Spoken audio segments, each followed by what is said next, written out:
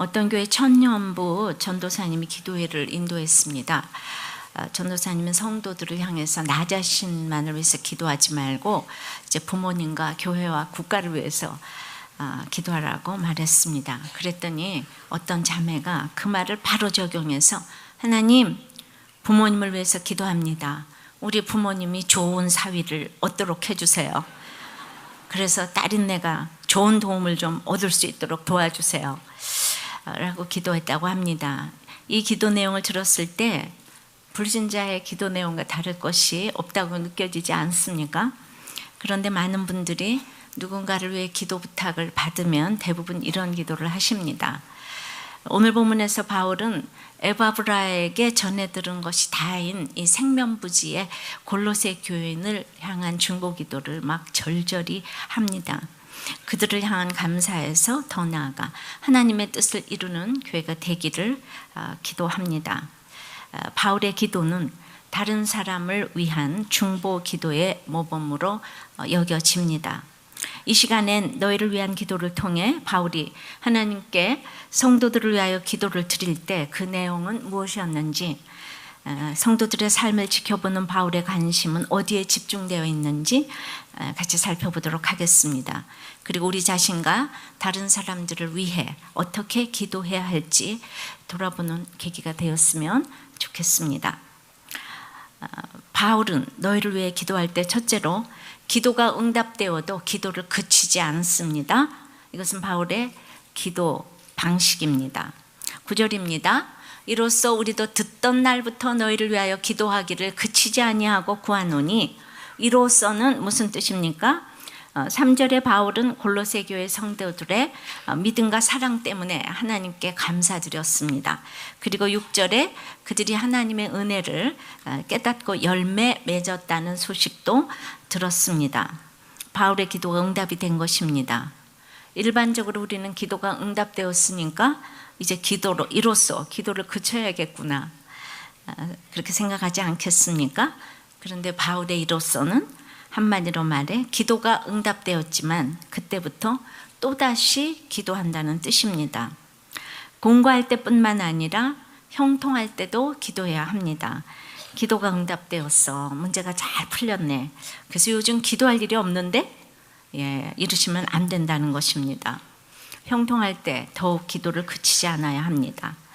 왜냐하면 인생은 너무나 죄인이기 때문입니다. 만일 중보 기도의 대상이 내 자녀라고 한다면 자녀가 문제가 있을 때는 그냥 저절로 기도가 되는데, 그러나 잘 나가는 자녀를 두고는 눈물로 기도하기가 어렵습니다. 그러나 바울은 이로써 기도합니다. 골로새 교회 은혜를 듣던 날부터 쉬지 않고 기도했다고 했습니다. 제 경우에 엄청난 기도 제목이 있을 때라도 아침 일찍 기도를 요청하는 이 메일이 오면 그분을 위한 기도부터 하게 됩니다. 우리도 날마다 하나님을 그렇게 깨워야 합니다. 하나님께서도 들리시는 순서대로 기도를 들으시지 않을까요?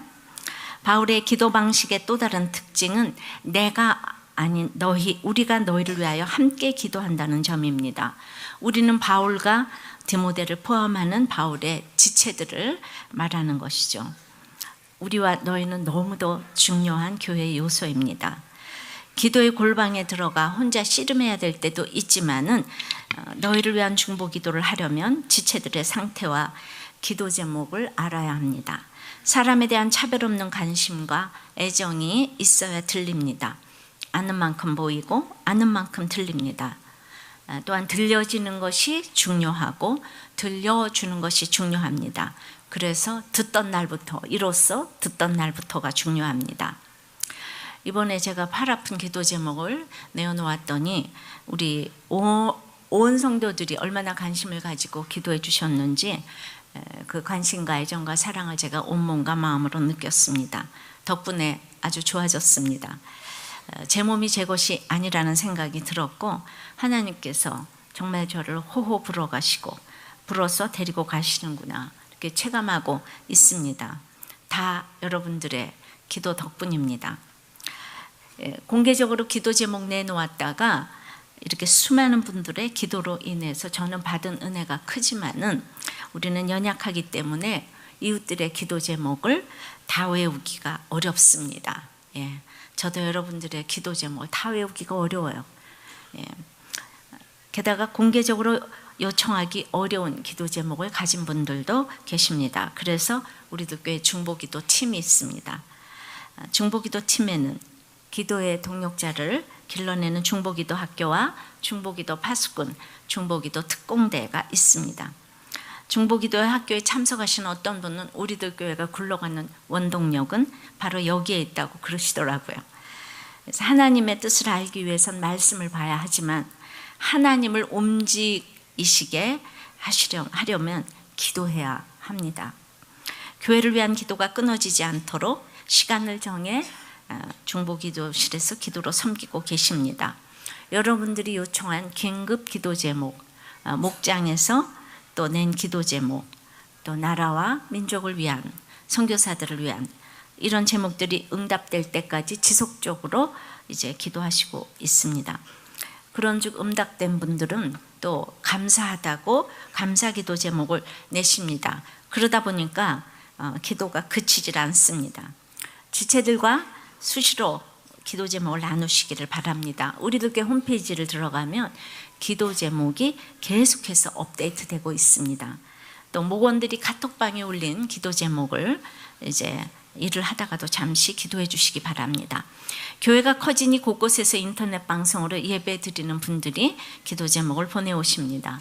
전혀 모르는 선교사님들이 수요 예배 때 저희 중보기도 시간에 기도 요청을 하시며 기도 제목을 보내시고 응답됐다는 소식을 보내십니다. 교회가 커진다는 것은 기도와 섬김의 책임이 커지는 것이라 생각합니다. 하나님께서는 쉬지 않고 기도하는 것이 우리 공동체에 주신 사명이라고 말씀하고 계십니다. 적용해 보십시오. 여러분은 다른 성도들이 형통할 때 기도가 저절로 나옵니까? 한마디로 사촌이 논을 샀는데 기도가 저절로 나옵니까? 형통할 때 기도가 나옵니까? 옆에 사람이 승진했다고 하는데, 또 이제 자녀가 뭐 좋은 데 취직했다고 하는데, 학교 좋은 학교 붙었다고 하는데 기도가 저절로 나옵니까? 한번 나눠보세요. 자, 여러분은 들리는 대로, 들리는 순서대로 기도합니까? 하고 싶은 기도만 합니까? 그런데 바울이 이렇게 쉬지 않고 기도하는 기도 제목은 무엇입니까? 그래서 두 번째는 하나님의 뜻을 바로 알기 위한 것입니다. 이것은 곧 기도의 목적이 되겠습니다. 아까 첫 번째는 기도의 대상, 기도의 방식. 두 번째는 기도의 목적이 되겠습니다. 9절입니다. 너희로 하여금 모든 신령한 지혜와 총명에 하나님의 뜻을 아는 것으로 채우게 하시고, 바울은 제일 먼저 하나님의 뜻을 바로 알게 해달라고 기도합니다. 그래서 너희로 하여금 모든 신령한 지혜와 총명에 이르게 신령한 지혜와 총명에 하나님의 뜻을 아는 것으로 채우기를 기도합니다. 그러면 하나님의 뜻을 안다는 것은 무엇일까요?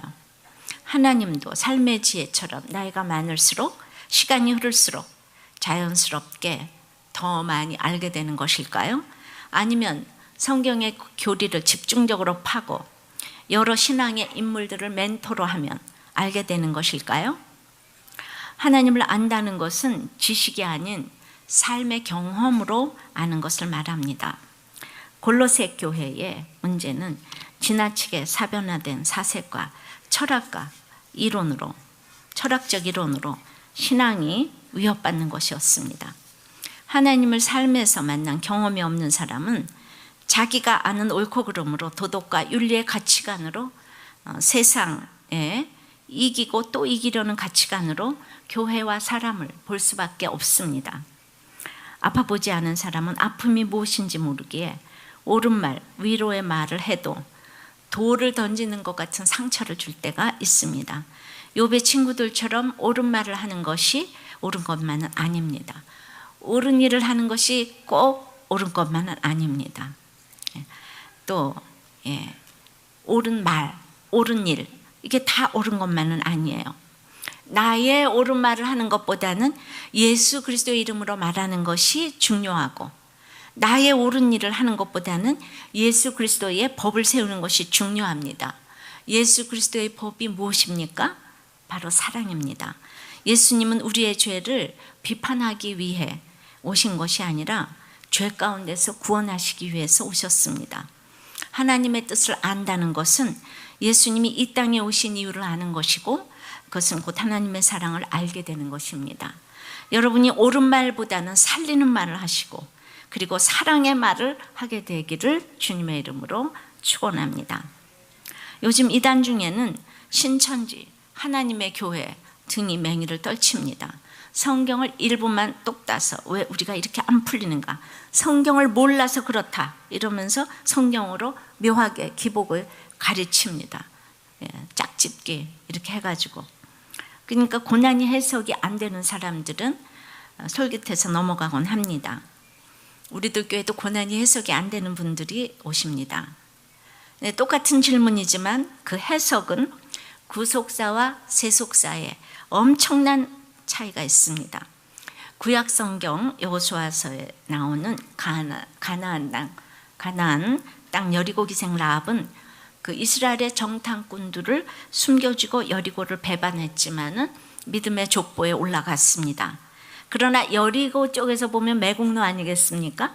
반면 이번 주에 우리 큐티한 사사기에 들릴라는 블레셋을 위하여 삼손을 팔았습니다. 라합은 자기 족속 여리고를 배반했지만은 의인이고, 들릴라는 자기 족속 블레셋을 위해 삼손을 팔았지만 하나님 나라의 관점에서 보면 사단의 하수인입니다. 이것이 해석이 되십니까? 라합의 적용은 상천하지에 하나님 같은 신이 없다고 적용한 믿음의 적용이었기 때문에 마태복음에 나오는 예수님의 족보까지 올라갑니다. 이 이방인 기생이. 근데 들릴라의 적용은 육신의 정욕과 재물에 대한 탐심으로 팔았기에 사단의 일인 것입니다. 그러니까 내가 제일 사랑하는 사람이 나를 사단에게 팔아 넘길 수가 있다는 것입니다. 믿음이 없으면 이렇게 되는 거예요. 이것은 신령한 지혜와 총명이 있어야 분별이 됩니다. 하나님을 안다는 것은 지식이 아닌 삶의 경험으로 아는 것을 말합니다. 하나님을 아는 것으로 채우시기를 바랍니다. 우리의 문제는 하나님의 뜻을 아는 지식이 없다는 것입니다. 지식이 없으면 방자히 행한다고 했어요. 하나님을 만난 경험이 있어야 이것이 깨달아집니다. 그러면 하나님의 뜻을 아는 수단은 무엇인가요? 오늘 신령한 지혜와 총명이라고 했어요. 이것은 구체적인 삶에서 하나님의 뜻을 아는 것입니다. 그리고 매일의 삶에서 참된 지식이 무엇인지 분별하는 것을 의미합니다. 저는 이제 중매로 결혼을 했어요. 이제 결혼 전 남편이 무이천 근무를 할 때 매주 6개월을 그 야간 열차를 12시간을 타고 정말 한 주일도 안 빠지고 금요일 날 밤차 타고 와서 토, 주 일을 보내고 주일 또 밤차 타고 내려갔어요. 천리길을. 그러니까 정말 나를 너무나 사랑하는구나. 그리고 게다가 부잣집 아들이니까 호강할 수 있을 거야 라고 생각한 것은 내 뜻과 내 지식이었지 하나님의 뜻은 아니었습니다. 그냥 육중한 몸을 딱 끌고 와서 어머니 아버지한테 무릎을 딱 꿇고 아버님 하니까 게다가 예의도 발라요. 그러니까 그냥 가진 것도 많고 배운 것도 많은데다가 예의까지 바르니까 있을 수 없는 가장 좋은 신랑을 이제 이렇게 주신 거예요. 근데 살다가 보니 알다가 또 모르는 사람이 바로 우리 남편이었습니다. 저는 결혼을 잘못했다고 생각했습니다.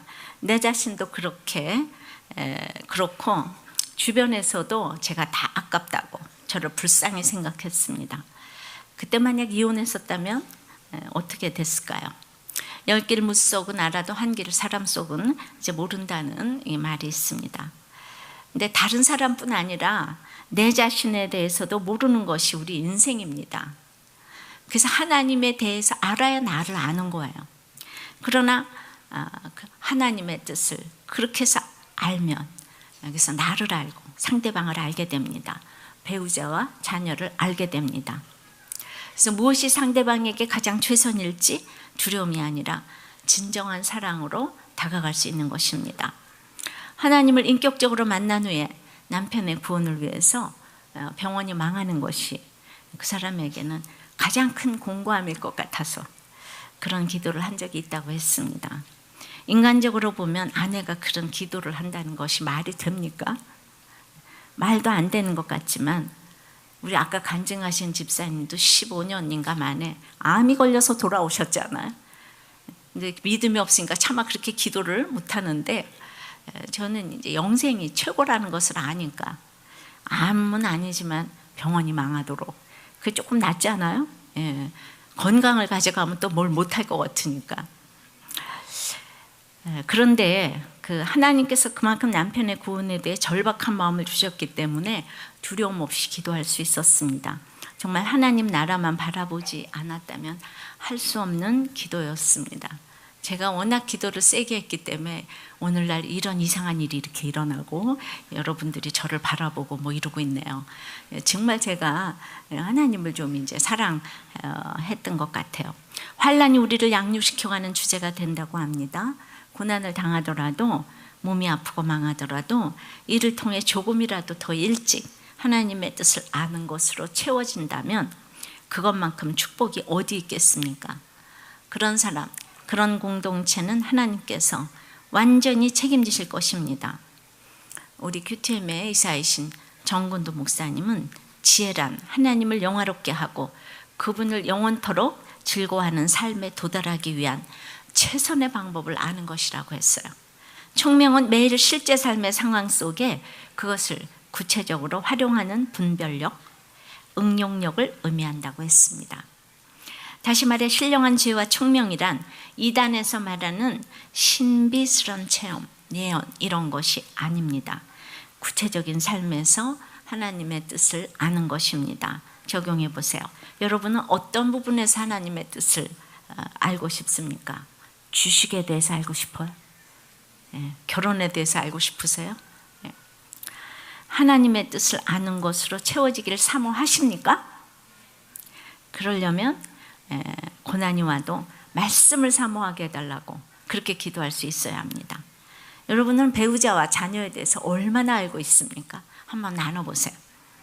바울은 골로새 성도들이 하나님의 뜻을 아는 것으로 채워지기를 기도하고 있지만 그 자체가 마지막 목적은 아닙니다. 바울은 우리가 왜 이토록 하나님의 뜻 아는 것을 추구해야 하는지 그 다음 구절에서 설명을 합니다. 세 번째는 바울의 기도의 내용입니다. 이것을 네 가지로 살펴보겠습니다. 기도의 방식, 기도의 목적, 기도의 내용. 자, 첫 번째는 주께 합당하게 행하여 범사에 기쁘시게 하는 기도를 합니다. 그래서 10절에 주께 합당하게 행하여 범사에 기쁘시게 하고, 하나님에 대한 지식은 생각에만 머물러서는 안 되고 반드시 행동으로 옮겨져야 합니다. 행함은 성경에서 그리스도인의 삶의 성격을 묘사하는 특별한 단어입니다. 하나님의 뜻을 알려면 그 뜻에 합당하게 행하는 삶이 수반되어야 합니다. 바울은 특별히 합당하게라는 단어를 즐겨 사용하였습니다. 예를 들어서 부르심을 입은 부름에 합당하게 행하라, 복음에 합당하게 생활하라, 하나님께 합당히 행하라, 성도로서 합당하게 행하라. 이거 합당하게 행하려면 하나님을 알아야 되잖아요, 그죠? 그러니까 하나님을 알려면 말씀을 사모해야 되는 거죠. 그러니까 말씀을 사모하려면 고난이 와야 되는 거죠. 이게 이렇게 공식처럼 나오는 거죠. 고난이 없이 이게 이렇게 그 합당하게 행하는 게 참 어려운 것 같습니다. 제가 수십 년 성찬식을 봐왔어요. 그런데 처음에 성찬식을 집례를 하니까 정말 제가 아무것도 아는 게 없어요. 그래서 이 성찬식 그리고 이제 세례식을 위하여서 설교 준비보다도 더 떨리고 얼마나 공부를 했는지 모릅니다. 정말 아무리 50년 넘게 그때 이제 맨 처음에 개척했을 때 성찬과 세례를 날마다 봐왔는데 직접 행해보지 않으니까 아무것도 모릅니다. 여러분 여기 나와서 성찬 한번 인도해 보실 사람 있어요? 있어요? 그러니까 그게 내가 당해보지 않으면 내 거가 안 되는 거예요. 내가 한번 해보지 않으면 내 거가 안 되는 거예요. 큐티도 내가 하지 않으면 내 거가 안 되는 거예요. 남이 아무리 새벽기도 큐티 목사님들이 설교를 하셔도 여러분들이 큐티하지 않으면 여러분들 것이 되지 않는 거예요. 한 절이라도 여러분들이 생각하고 묵상을 띵크 하셔야 되는 생각해 보셔야 되는 거예요. 성경을 아무리 봐도 내가 한 번도 적용하지 않았다면 성경을 모르는 것과 같습니다. 그러니까 하나님을 알아야 하나님께 합당하게 행할 수가 있습니다. 하나님이 어떤 분이신지 무엇을 좋아하시는지 이걸 알아야 합당하게 행할 수 있잖아요. 그러니까 이 기도, 이 너희를 위한 기도, 중보 기도는 하나님을 알아야 되는 거예요. 그 사람이 하나님을 알기를 간절히 기도해야 되는 거예요. 그냥 돈 나와라 떡 나와라 이런 기도를 해주시는 게 아니에요. 하나님을 알게 기도하셔야 되는 거예요. 그리고 하나님께 합당하게 행하지 않으면은 하나님께 기쁘시게 할 수가 없습니다. 그러니까 언제나 하나님을 알아야 돼요. 제 아들이 이제 유학생 시절에 생일이 되면 외국에서 축하 전화를 하고 이제 꽃바구니를 보내는 거예요. 자기가 사장이에요.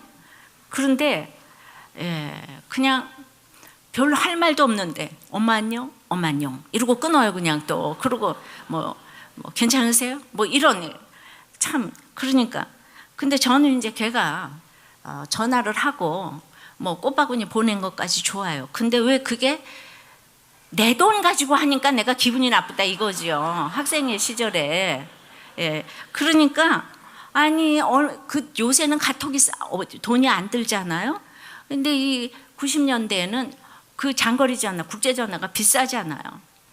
그러니까 이제 그 국제 전화를 하고 제 돈 가지고 하면 제가 막 끌어오르는 거 있죠. 그래서 아들에게 제가 그럽니다. 엄마는 너에게 제일 받고 싶은 선물이 신앙 고백이 담긴 카드다. 이것이 네 주제를 알고 그것이 나를 가장 기쁘게 하는 방법이다. 제가 이렇게 가르쳐줘요. 여러분들도 하나님이 가르쳐주는데 행하지 않죠? 그래가지고 내가 자기가 돈 벌어서 비싼 선물 주면 왜 마다하겠습니까? 이게 너무 중요한 거 아니에요? 그런데도 그냥 전혀 듣지 않는 거예요.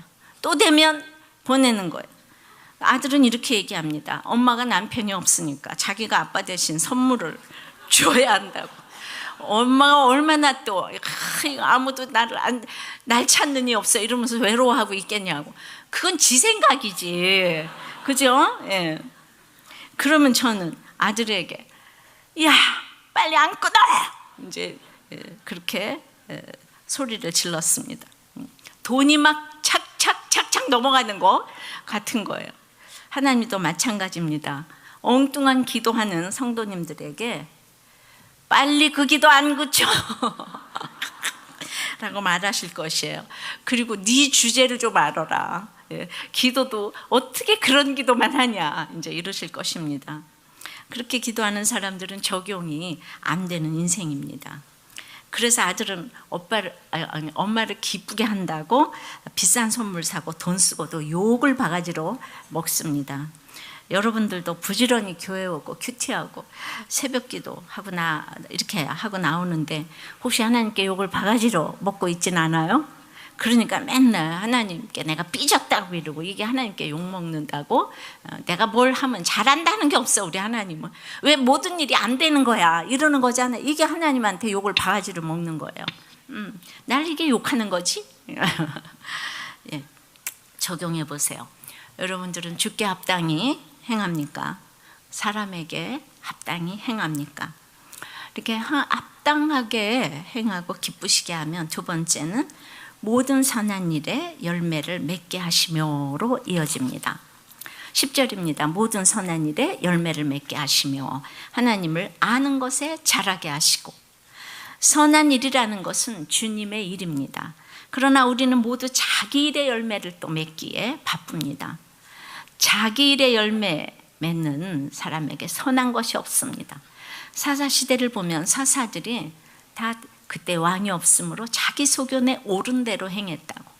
자기 소견에 옳은 대로 레위 사람이 첩을 두고 첩은 행음을 하고 그 또 첩을 찾아가고. 너무 웃기지 않습니까? 이게 다 자기 소견에 옳은 대로 각자 하나님의 뜻을 모르니까. 선한 일의 열매를 맺으려면 생명이 있어야겠지요. 여러분에게 생명이 들어갔으면 반드시 그 씨가 썩어지고 죽어져서 열매를 맺고, 그걸 보고 다른 사람들이 저 안에 생명이 있구나 이렇게 쳐다보게 되는 것입니다. 이제 생명이 있으면 아무리 땅속에 들어가도 아무리 시간이 지나도 대나무도 3년 있으면 죽순이 나오잖아요. 그러니까 생명이 있어야 되는 거예요. 선한 일에 열매를 맺으려면 생명이 있어야 되는 거예요. 내가 예수를 믿었는데 아무 전도의 열매가 없고 성품의 열매가 없고 내적인 열매, 외적인 열매가 없다면 나의 믿음을 다시 점검해 봐야 합니다. 믿음은 반드시 생명의 열매로 나타나게 되어 있습니다. 근데 우리는 또 열매를 맺어야 한다고 하면 다 전도의 열매를 또 맺어야 되는 걸로 아는데요. 갈라디아서 5장 말씀에 나오는 성령의 열매는 우리가 맺어야 할 내적 열매입니다. 사랑과 희락과 화평과 오래 참음과 자비와 양성과 충성과 온유와 절제. 열매 중에서 절제가 제일 어렵네요. 술도 절제해야 되고, 담배도 절제해야 되고, 모든 관계도 사실, 그러니까 부족하지도 넘치지도 않게 절제해야 되고, 여자도 절제해야 되고, 남자도 절제해야 되고, 자녀도 절제해야 되고. 절제가 제일 어려운 열매네요. 이렇게 내적인 성품의 열매부터 맺어질 때 외적인 행함의 열매도 맺어질 수 있고, 그러면서 저절로 전도의 열매도 맺을 수 있습니다. 여러분들에게 부족한 부분은 어떤 부분입니까? 그 부분을 기도 제목으로 놓고 간절히 기도해 보시기 바랍니다. 선한 일에 열매 맺으려면 열심보다는 침묵이 우선입니다. 가만히 기다려야 합니다. 장마 떼약볕이 내리쬐더라도 결국은 더욱 자라게 하여 열매 맺게 하려는 목적이 숨겨져 있는 것을 알아야 합니다. 장마비가 아주 복된 것이에요. 만약에 여름에 선선하고 선선한데 비도 안 오면 아주 좋잖아요, 그죠? 저는 좋아하지만 비 싫어하는 사람도 많더라고요. 그렇게 이제 그 당시에는 좋아 보여도 가을이 되면 열매가 없지 않아요. 열매를 맺으려면 떼약볕이 와야 되고 비가 많이 와야 되는 거예요. 그래서 그렇게 열매가 이제 떼약볕, 장마비를 통해서 열매가 주렁주렁 맺히면 영광의 힘이 생기는 거예요. 제가 전도할 때 눈에 보이는 이런 열매들이 하나도 없었으면 사람들이 우리들 교회로 왔겠습니까? 드러나진 않았지만 늦은 비, 이른 비, 떼약볕, 홍수 이런 것이 많았기 때문에 영광의 힘이 생긴 것이었습니다. 여러분은 적용해 보세요. 여러분은 선한 일에 열매를 맺고 있습니까? 자기 일에 열매를 맺고 있습니까? 기도의 내용 세 번째는 영광의 능력으로 모든 견딤과 오래 참음에 이르게 하시고, 11절 그의 영광의 힘을 따라 모든 능력으로 능하게 하시며 기쁨으로 모든 견딤과 오래 참음에 이르게 하시고 그랬습니다. 능력이란 말은 내적인 능력을 가리키는 것으로 여기서는 하나님의 내주하시는 능력을 의미합니다. 우리가 대통령하고 잘 아는 사이라고 해도 그냥 영광의 능력이 대단한데, 영광이라고 할 텐데 창조주 하나님을 안다는 것이 얼마나 큰 영광의 능력인지 모릅니다. 그리고 우리는 그 필요할 때마다 아주 대통령과 아주 가까운 사이라면 그 영광의 힘을 사용할 수가 있겠죠. 그러면 안 되겠지만, 그러나 우리는 하나님 창조주 하나님의 영광의 능력을 때마다 사용할 수 있습니다. 그 힘은 굉장한 능력의 힘입니다. 그렇다면 그 힘과 능력으로, 그 영광의 힘과 능력으로 무엇을 지금 한다고 했습니까? 기쁨으로 모든 견딤과 참음에 이르게 하시고 하셨습니다. 너무 기막히지 않습니까? 그 대단한 힘과 능력을 모아서 우리가 능치 못할 것이 없느니라 하고 나가는 것이 아니라 그 영광의 힘과 능력으로 기쁨으로 모든 견딤과 오래 참음에 이르게 하시기를 구하고 있습니다. 이것이 우리의 기도 제목의 절정입니다. 능하게 하시면은 현재 분사형으로 여러 가지 상황에 적합하도록 능력이 공급됨을 나타냅니다. 하나님을 아는 참된 지식이 있을 때 우리는 이런 능력을 소유하게 됩니다. 그러니까 영적 진실성의 결과도 인내고 오늘 영적 성장의 결과도 인내기 때문에 우리가 이렇게 신앙생활을 기도를 하고 중보기도를 하고 하는 최고봉은 인내하기 위해서 기도하는 것입니다. 이 땅의 삶에서 얼마나 참아야 하는 일이 많고 견뎌야 되는 일이 많은지 모릅니다. 그러므로 그 모든 견딤, 오래 참음이라고 했기 때문에 고난의 종류가 어떠하든지 그 고난의 길이가 얼마가 되든지 그렇게 견디고 참을 때 내가 죽을 때까지라도 하나님을 아는 것에 자라게 하신다고 그런 거예요. 하나님을 아는 것에 자라게 하시고 아까 10절에 영광의 힘이 대단한 이유는 그 모든 과정을 견디게 하시는 능력이라는 거예요. 견디게 하신다는 거예요. 나는 참고 견딜 수 없지만 영광의 힘을 쫓아 모든 능력으로 그것을 능하게 하신다는 것입니다. 할렐루야. 그러니까 우리는 중보기도를 해서 저 사람이 돈 잘 벌고 건강하고 이런 게 아니라 잘 견디게 해주시고 참게 해주시고 이것이 중보기도의 최고봉이라는 얘기입니다. 우리는 너무 인간이 연약하고 악하기 때문에 정말 자기 뜻대로 자기 소견에 옳은 대로 행하는 것이 너무 많아서 나를 사랑하면 하나님이 견뎌야 될 일을 주고 참아야 될 일을 주는데 그거를 영광의 힘의 능력을 가지고 영광의 능력으로 모든 견딘과 오래 참음에 이르게 하신다는 것입니다. 할렐루야, 놀렐루야. 이게 상대방을 위한 최고의 기도라는 것이 중보기도라는 거예요. 성경에는 이렇게 써 있어요, 기도가. 그래서 그냥 100일 기도, 1000일 기도 해가지고 뭐든지 그냥 할 수 있거든요. 무슨 말이냐, 능치 못한 일이 없는 일에 이러면서 안 되는 게 뭐가 있냐, 절대 긍정, 초긍정, 절대 긍정, 초긍정. 아멘, 할렐루야.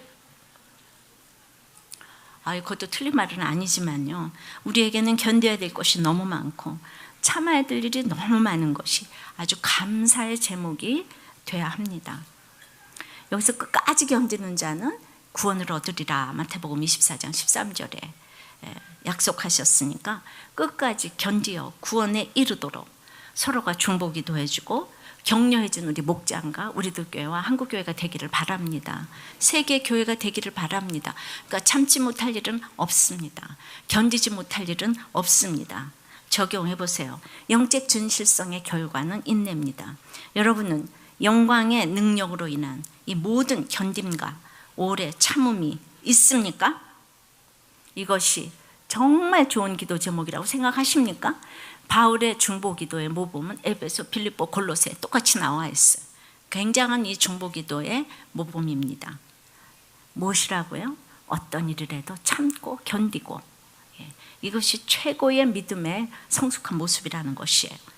그러니까 이것이 성도의 결국 이것이 성도의 기업입니다. 그리고 이것이 너무나도 감사한 일입니다. 내가 이렇게 기도해 줄 수 있고 내가 또 견디고 참는 거, 이게 너무 감사한 일인 거예요. 나를 하나님이 성도의 기업을 얻게 하려고 이런 일을 주시는구나, 감사해야 되는 거예요. 그래서 기도의 내용 네 번째는 성도의 기업 얻게 하심을 감사하게 하시기를 원하노라.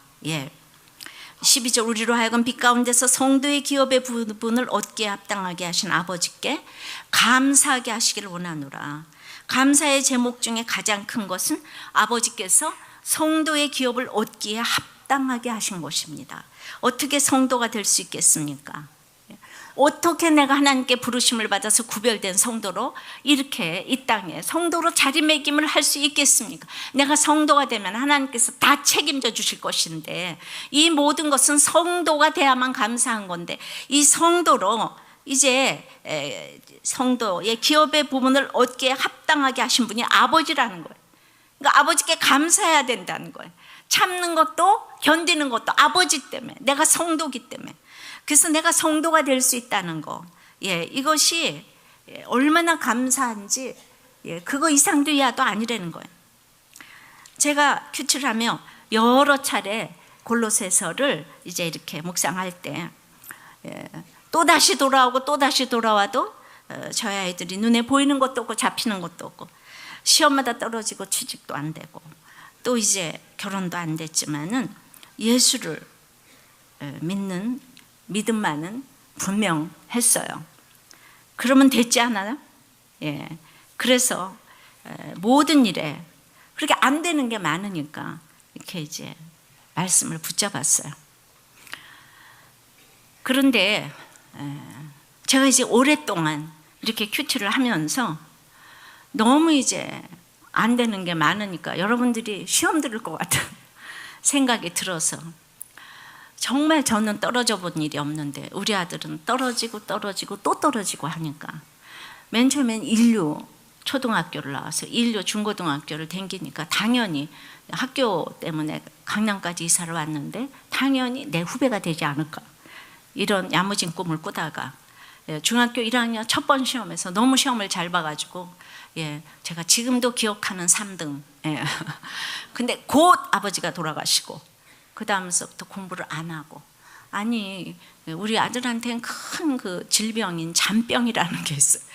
특별히 탈선하는 것도 아닌데 하여튼 잠을 태어나면서부터 지금까지 자는 것 같아요. 잠을 자고 또 잡니다. 그래서 고3이 되니까 아유, 우리 집 옆에 있는 대학교를 좀 갔으면 좋겠다. 우리 집 옆에 큰 대학이. 또 재수하면서 자꾸 낮아지고 또 낮아지고 인서울이 됐다. 이제 그 다음에는 서울약대, 약간 먼 대학, 서울약대 뭐 이렇게 됐다. 자꾸 낮아지고 낼 때마다 떨어지고 수많은 비참한 경험을 우리 아들과 저와 같이 했어요. 떨어져 본 적이 없는 사람은, 아니 상상도 못하던 대학도 이제 이러니까, 그게 얼마나, 제가 엄청나게 교만하기 때문에 아들과 같이 제 경험을 이렇게 제가 이제 하게 하셨다고 생각을 합니다. 그러니까 우리 아들은 낮아지고 또 조롱받고 이런 경험을 너무나 많이 했어요. 오랫동안. 그래서 정말 몸도 연약하고 모든 것이 이렇게 연약한데, 그러기 때문에 너무 부족해서 우리가 양가가 다 장로님 가정이 그렇지만은 그냥 너무나 자기는 부족하니까 날마다 기도 부탁하는 사람 오직 우리 아들이에요. 부족하니까 기도 부탁하는, 어머, 기도해 주세요. 그래서 이제 말씀을 붙잡고 기도를 붙잡고, 그러니까 그렇게 이제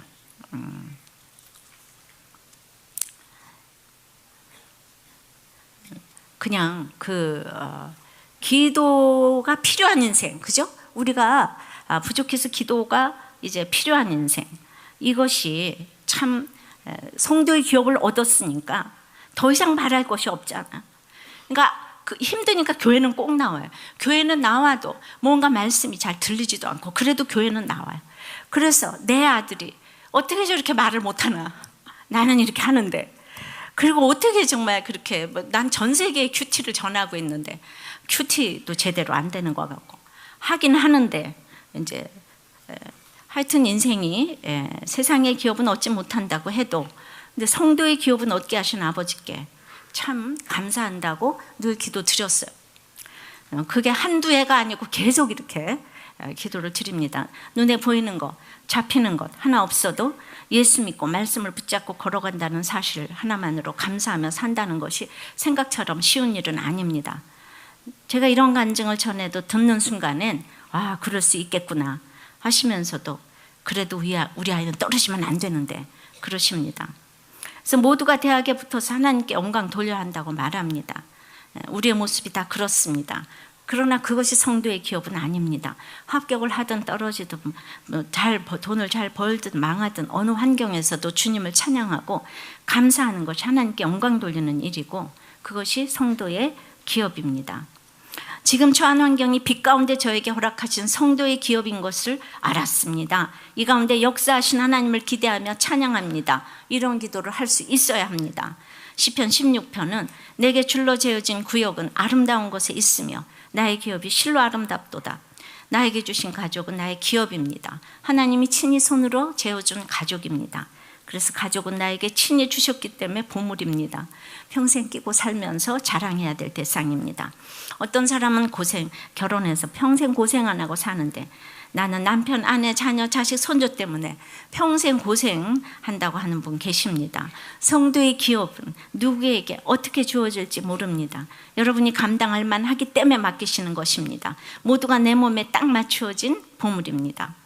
이 세상의 기업은 석양이 깃들면 어둠이 임하듯 불안하기만 합니다. 성도인 우리들에게 맡겨주신 기업은 빛 가운데 있기 때문에 어떤 일을 견뎌야 할 때도, 오래 견뎌야 할 때도 기쁘게 빛이 나는 인생이 될 줄 믿습니다. 하나님께서 나를 성도로 삼아주신 이유가 한 가지만 있어도 감사해야 합니다. 내게 주신 모든 것은 하나님이 친히 주셨기 때문에 감사하지 않을 것이 하나도 없습니다. 적용해 보세요. 여러분은 성도의 기업을 얻게 하신 것 때문에 아무것도 필요가 없습니까? 아직도 필요한 것이 너무 많습니까? 그 성도의 기업을 얻는다는 것이 무엇이겠습니까? 그래서 우리 아들은 자신의 삶이 너무 힘드니까 고1부터 이렇게 3일씩 금식 기도를 했어요. 말씀 아무 해도 잘 안 들어가니까, 물론 금식이었기 때문에 막 헤비메탈을 들으면서 굶었대요. 그래서 아들이 장사가 너무 좋다고 그래서 그까짓 거 장사를 하려면 대학을 갈 필요가 뭐가 있니? 아예 고등학교도 상고를 가면 어떨까 하고 가서 담임 목사님한테 상담을 했더니 담임 목사님께서 이 동네에서 왜 그러세요? 저를 쳐다보면서 그랬던 기억이 떠오릅니다. 그래서 결국은 그렇게 공부를 안 하니까 그리도 수없이 대학을 떨어졌는데 이제 길지만 결론적으로는 유학을 가서 대학과 대학원에 진학을 했습니다. 너무나 기적이라고 생각합니다.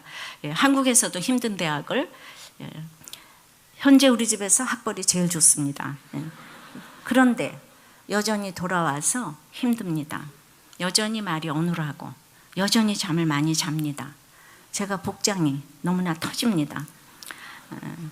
아들의 역할이 하나님께서 줄로 메어서 주신 그 것이므로 그냥 그 역할로 기뻐해야 하는데 이제는 뭔가 짠하고 훌륭한 목사로 변하지 않을까 기대를 합니다.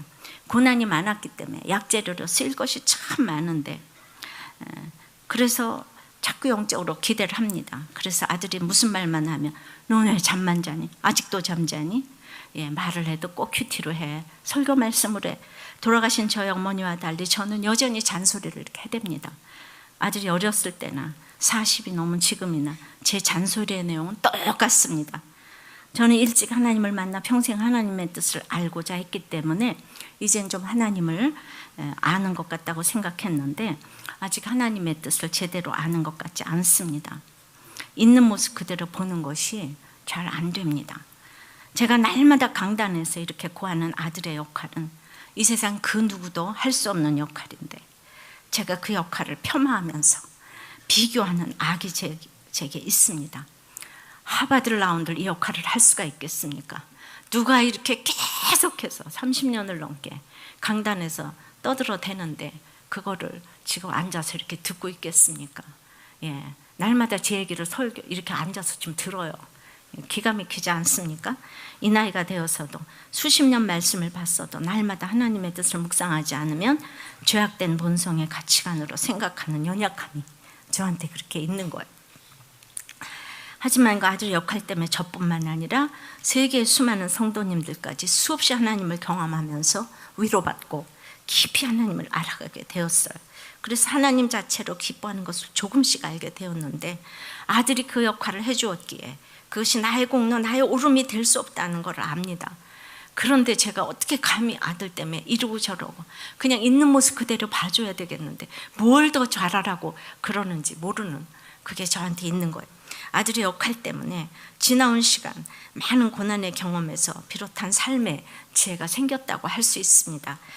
그러나 누구라도 어떤 것이라도 나의 옳음이 하나님 앞에 틀릴 수 있다는 겸손함이 저는 또 있어야 함을 압니다.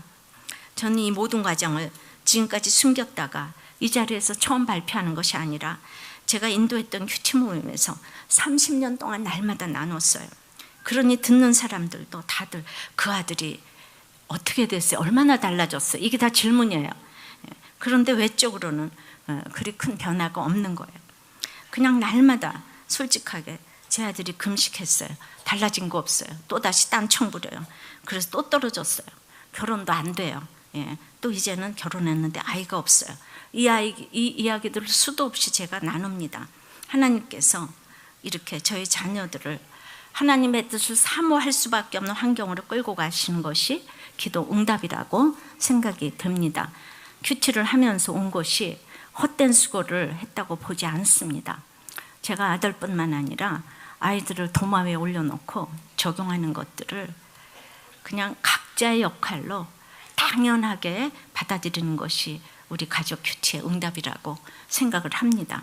성공한 역할보다는 이런 역할을 할 수 있는 것이 얼마나 감사한지 모르겠습니다. 저는 정말 천국에는 우리 아들이 저 윗자리에 가 있을 거예요.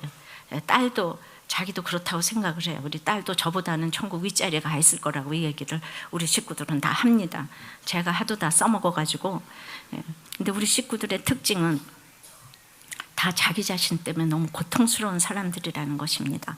그런 고통 가운데 있다가 남편은 일찍 천국 가서 쓰이고 아들은 아직 진행형으로 쓰이고 딸은 이제 겨우 헤어나와서 옆에서 쓰임받고 있는 것 같습니다. 그렇게 각자 역할로 쓰임받고 있지만 너무 힘들어하는 식구들을 주셨기에 저에겐 아파하면서 같이 가는 역할을 주신 것 같습니다. 그래서 제가 여러분의 아픔에 진심으로 체유를 할 수 있는 것입니다. 그러니 응답된 것이 없어 보이지만 지금 이렇게 힘들고 아픈 자녀 얘기를 제가 강단에서 마음대로 할 수 있다는 것, 이것이 얼마나 최고의 응답입니까? 이런 가족 얘기를 마음대로 공개적으로 안 되고 부족한 얘기를 하실 수 있습니까? 그렇게 우리는 하나님 자체가 상급이 되고 하나님을 사랑할 때 우리가 어떻게 쓰이든 상관이 없다. 왜 그것이 저에게 최고의 응답이라고 생각하냐 하면 저희 자녀들은 100% 천국에서 만날 것이 가장 이제 확실하기 때문입니다. 잠시 후에 우리가 이 세상을 떠날 것인데 여러분들은 아들이 서울대학교 어디 갔는데 예수 안 믿는데 그것이 아무렇지도 않습니까? 지금 이렇게 쓰임받아도 우리는 확실하게 천국에서 만날 것이 가장 저에게 확실한 상으로 주신 것이라고 생각합니다. 이것이 성도의 기업을 얻게 하신 것입니다. 더 이상 다른 것이 필요 없는 성도의 기업을 얻었습니다. 하나님께서는 우리에게 각각 고유의 역할을 주셨습니다. 이것이 너희를 위한 최고의 응답이라고 합니다. 오늘 말씀에서 바울은 골로새 성도들이 이 땅을 살아가면서 어떤 상황에 놓이든지 하나님을 아는 것이 날마다 자라나고 하나님의 뜻을 깨달아 부르심을 받은 성도답게 하나님께 합당한 삶을 살아가며 하나님을 기쁘시게 하는 삶을 살아가기를 기도합니다. 말씀 맺겠습니다. 우리는 어떻게 기도해야 합니까? 형통할 때도 기도해야 하고 슬플 때도 쉬지 않고 늘 기도해야 합니다. 왜 기도해야 합니까? 하나님의 뜻을 아는 것으로 채우기 위해서입니다. 무엇을 기도해야 합니까? 주께 합당히 행하고 선한 일에 열매 맺고 영광의 능력으로 견딘과 오래 참음에 이룰 수 있도록 기도를 해야 합니다. 성도의 기업을 얻게 하심에 감사하시고 각자의 역할에 감사하는 기도를 하시기를 바랍니다. 찬양하겠습니다. 우리 말씀 기억하며 함께 찬양하겠습니다. 하나님은 너를 만드신 분, 하나님은 너를 만드신 분, 너를 가장 많이 알고 계시며 하나님은 너를 만드신 분, 너를 가장 깊이 이해하신단다. 하나님은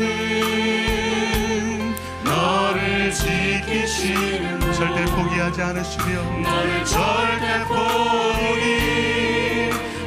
않으며 하나님은 너를 지키시는 분 너를 쉬지 않고 지켜보신 그의 생각 셀 수 없고 그의 자비 무궁하며 그의 성실 날마다 새롭고 그의 사랑 끝이 하나님은 너를 원하시는 분이십니다. 하나님은 너를 원하시는 분 이 세상 그 무엇 그 누구보다 하나님은 너를 원하시는 분 너와 같이 있고 싶어 하신단다.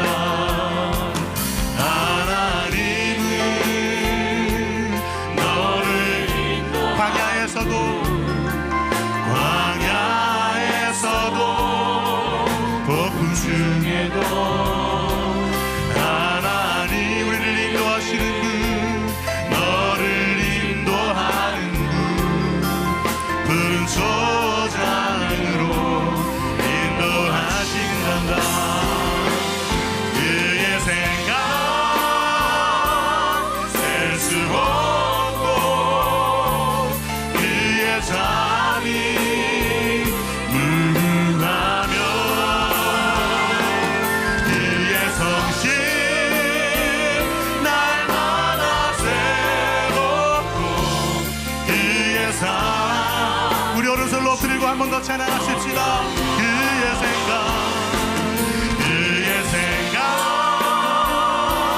셀 수 없고 그의 자비 무궁하며 그의 성실 날마다 새롭고 그의 사랑 끝이 없단다. 그의 사랑 끝이 주님의 사랑이 끝이 없습니다. 그의 사랑 끝이 없단다. 아버지 하나님, 참으로 바울의 생면부제 골로새 교회를 향한 그 절절한 중보 기도를 저희들이 이제 들었습니다. 공부할 때나 형통할 때나 그치지 않고 기도해야 하는데 형통이라고 할 만큼 것을 저에게 안 주신 것 같고 늘 저에게 마음 아픈 일이 많아서 저는 이제 하나님을 부르지 않고는 살 수 없는 인생을 살게 하신 것이 얼마나 저를 후대하시고 이것이 감사한 제목인지 다시 알았습니다. 주님, 저는 이제 하나님을 참 안다고 생각했습니다. 그리고 이제 30년을 날마다 외치고 부르짖으면서 왔는데 아직도 저의 그 세상적인 세상의 기업을 바라며 이렇게 무엇인가 좀 이제 짠하고 말씀도 잘 깨닫고 좀 이제 그래야 되지 않는가, 그것이 얼마나 악인지 제가 이렇게 알았습니다. 그 역할을 이 세상 누구도 할 수 없는 어마어마한 역할 이 땅에 저에게 보물로 보내주셨는데 그렇게 제가 아직도 정말 옳은 것이 없고 제가 하나님을 알만한 것들이 있다는 것도 얼마든지 아직도 틀릴 수 있다는 것을 보면서 아직도 있는 모습 그대로를 못 보는 저의 악을 이렇게 보게 되었습니다. 성도 여러분들에게 주신 그 모든 자녀와 이 모든 환경들은 하나님께서 줄로 매어서 빛된 성도의 기업의 부분으로 주시려고 주신 것인데 이렇게 그 있는 모습 그대로 보지 못하고 그 역할을 인정하지 못하는 것이 있다면 주님, 오늘 이 바울의 중보 기도를 우리가 깊이 새겨 들어서 어떠한 경우에도 영광의 능력으로 정말 모든 이 고난의 오래 참음과 견딤으로 정말 능력의 힘을 보여주는 우리가 되어서 하나님께 감사하는 우리가 될 수 있도록 주님 역사하여 주시옵소서. 맞습니다. 정말 저를 이렇게 세우기 위해서 수고한 우리 자녀들을 생각하면 정말 우리 자녀들이 너무 자랑스럽고, 한국교회를 위해서 세우기 위한 우리들 교회를 생각하면 우리 교회 성도 여러분들이 너무 자랑스럽습니다. 그러나 저는 너무나도 연약합니다. 그래서 하나님, 저도 있는 모습 그대로 봐주시면 좋겠습니다. 저를 불쌍히 여겨 주시옵시고, 제가 혼자 서 있고 이 중보 기도를 저에게 가장 먼저 적용해야 된다는 것을 깊이 깨달으며 회개합니다. 주님, 우리에게 너희를 위한 기도를 하기 위해서 이렇게 자기 자신을 보는 자격을 갖추기를 원합니다. 그러고 남들을 위해서 중보 기도하는 여러분들이 될 수 있도록 주여 은혜 내려 주시옵소서. 가장 빛난 성도의 기업을 여러분들이 받았사오니 이제 참으로 감사하며 말씀대로 믿고 누리고 사는 저희들이 될 수 있도록 역사하여 주시옵소서. 예수님 이름으로 기도합나이다. 아멘. 기도의 내용 세 번째는 영광의 능력으로 모든 견딤과 오래 참음에 이르게 하시고, 11절, 그의 영광의 힘을 따라 모든 능력으로 능하게 하시며 기쁨으로 모든 견딤과 오래 참음에 이르게 하시고 그랬습니다. 능력이란 말은 내적인 능력을 가리키는 것으로 여기서는 하나님의 내주하시는 능력을 의미합니다. 우리가 대통령하고 잘하는 사이라고 해도 그냥 영광의 능력이 대단한데, 영광이라고 할 텐데 창조주 하나님을 안다는 것이 얼마나 큰 영광의 능력인지 모릅니다. 그리고 우리는 그 필요할 때마다 아주 대통령과 아주 가까운 사이라면 그 영광의 힘을 사용할 수가 있겠죠. 그러면 안 되겠지만, 그러나 우리는 하나님 창조주 하나님의 영광의 능력을 때마다 사용할 수 있습니다. 그 힘은 굉장한 능력의 힘입니다. 그렇다면 그 힘과 능력으로, 그 영광의 힘과 능력으로 무엇을 지금 한다고 했습니까? 기쁨으로 모든 견딤과 참음에 이르게 하시고 하셨습니다. 너무 기막히지 않습니까? 그 대단한 힘과 능력을 모아서 우리가 능치 못할 것이 없느니라 하고 나가는 것이 아니라 그 영광의 힘과 능력으로 기쁨으로 모든 견딤과 오래 참음에 이르게 하시기를 구하고 있습니다. 이것이 우리의 기도 제목의 절정입니다. 능하게 하시면은 현재 분사형으로 여러 가지 상황에 적합하도록 능력이 공급됨을 나타냅니다. 하나님을 아는 참된 지식이 있을 때 우리는 이런 능력을 소유하게 됩니다. 그러니까 영적 진실성의 결과도 인내고 오늘 영적 성장의 결과도 인내기 때문에 우리가 이렇게 신앙생활을 하고 기도를 하고 중보 기도를 하고 하는 최고봉은 인내하기 위해서 기도하는 것입니다. 이 땅의 삶에서 얼마나 참아야 하는 일이 많고 견뎌야 되는 일이 많은지 모릅니다. 그러므로 그 모든 견딤, 오래 참음이라고 했기 때문에 고난의 종류가 어떠하든지 그 고난의 길이가 얼마가 되든지 그렇게 견디고 참을 때 내가 죽을 때까지라도 하나님을 아는 것에 자라게 하신다고 그런 거예요.